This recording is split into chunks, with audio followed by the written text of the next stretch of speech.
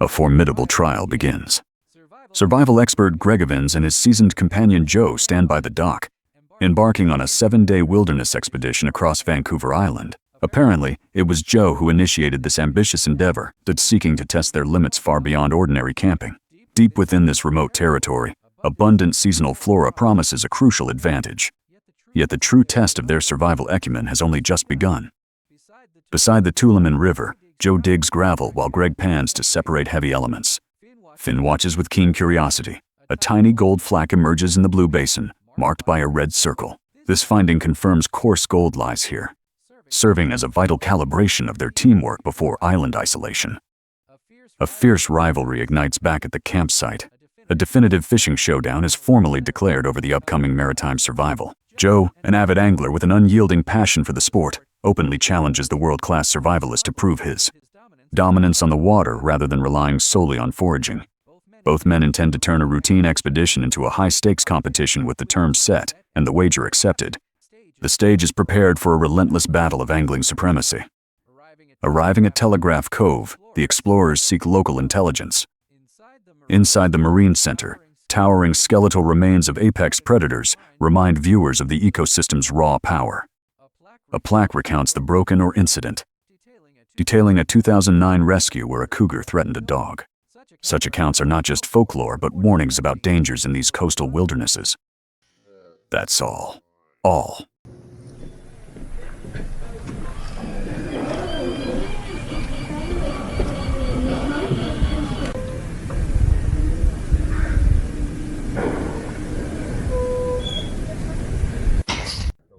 I think you safe. With number owner. Huh. Some killer whales on the video. The sun dips below the ridges. Greg admits the reconnaissance yields no fish, merely mapping locations for future use. Deep purples stain the clouds, casting a serene yet imposing mood over the uncharted waters that lie ahead of the crew. Day 1 begins on desolate coastal grassland. Joe ferried gear ahead, yet freshwater availability remains entirely unverified. A strict fire bin forbids open flames, forcing reliance on portable propane stoves. Deprived of traditional fire, their survival strategy adapts to this severe restriction. Greg anticipates the 7-day ordeal with cautious optimism, hoping the adventure proves rewarding. The Zodiac advances toward their secret island. Joe notes that a pod of killer whales was spotted in the cove. They are leaving just minutes ago. Almost on cue, the iconic black dorsal fan of an orca breaches the surface, followed by a distinct blow of mist piercing the overcast sky. The presence of these massive apex predators transforms a routine transit into a tense encounter with the ocean's true masters.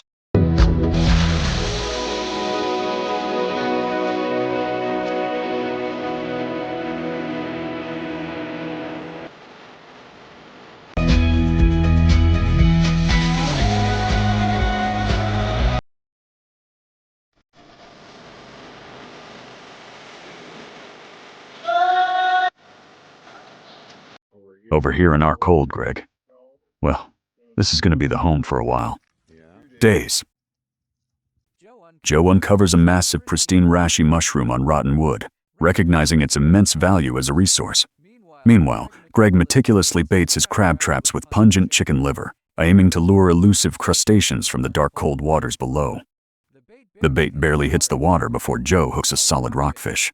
Greg jokingly calls him a show-off for the immediate strike with a swift sweep of the net. The first catch is secured, guaranteeing dinner. This rapid success breaks the ice and sets a competitive tone. A powerful tug signals the scoreboard quickly levels at 2 apiece. But the dynamic shifts dramatically when a heavy pull indicates a premium catch. Greg engages in intense battle with the line, carefully guiding a magnificent sake salmon to the surface without losing the prized specimen holding the gleaming silverfish aloft. He secures a commanding 4-to-1 lead in the daily tally. This single massive haul ensures a premium protein reserve, fundamentally altering the trajectory of their maritime foraging. Joe hauls the trap. The catch reveals a harsh regulatory reality: 4 undersized female rock crabs, all legally void, and released, refusing the zero yield. Greg escalates tactics. He stuffs a massive salmon head into the bait box, aiming to lure compliant, oversized Dungeness males from the deeper waters. Look at this. Okay.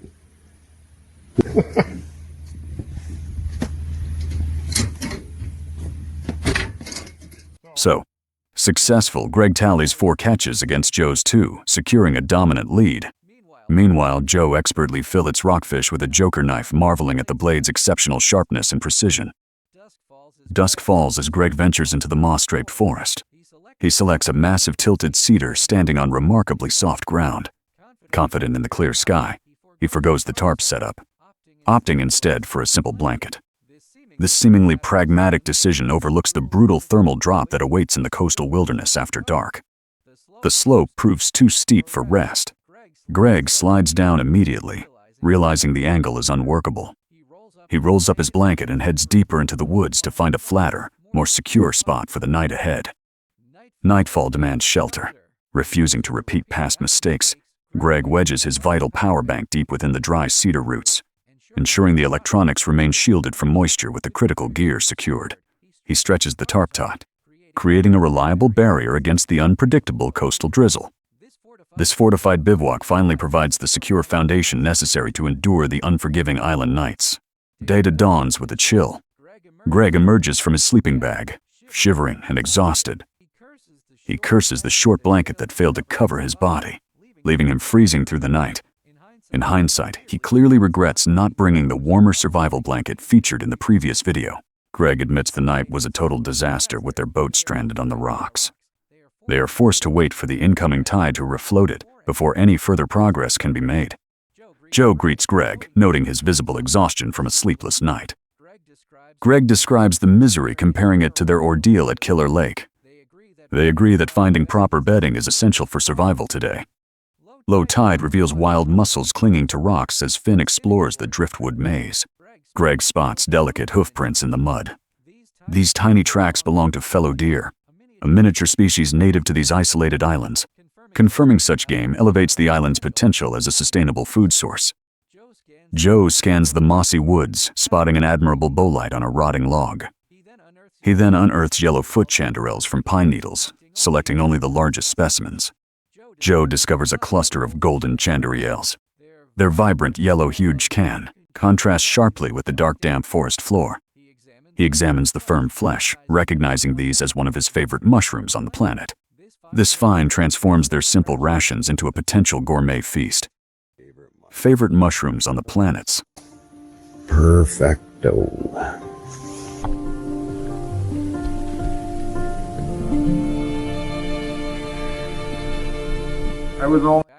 Back at the riverbank camp, labor shifts to cooking and tool care. Greg meticulously hones his blade on a smooth green stone, ensuring a razor-sharp edge for tasks ahead. Meanwhile, Joe sautés onions before adding fresh rockfish fillets to the pan. The final touch of foraged golden chanterelles fills the air with aroma, transforming the basic campsite into a wilderness kitchen. Exhaustion lingers. Greg admits that with proper bedding, this scenic riverbank would be the perfect spot for a restorative nap, highlighting the critical link between sleep and physical recovery. Joe lifts the pan, revealing flaky fish and golden mushrooms against the rugged shore. This spectacular harvest, served with an unmatched ocean view, stands as a testament to their combined foraging prowess.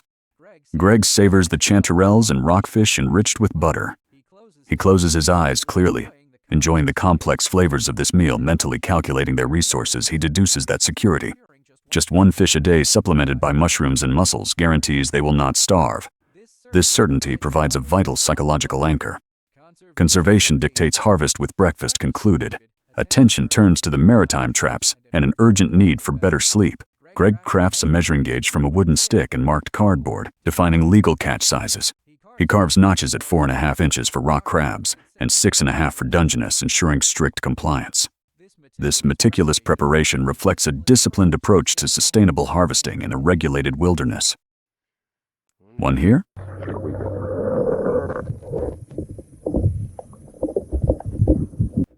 Running Lee guy.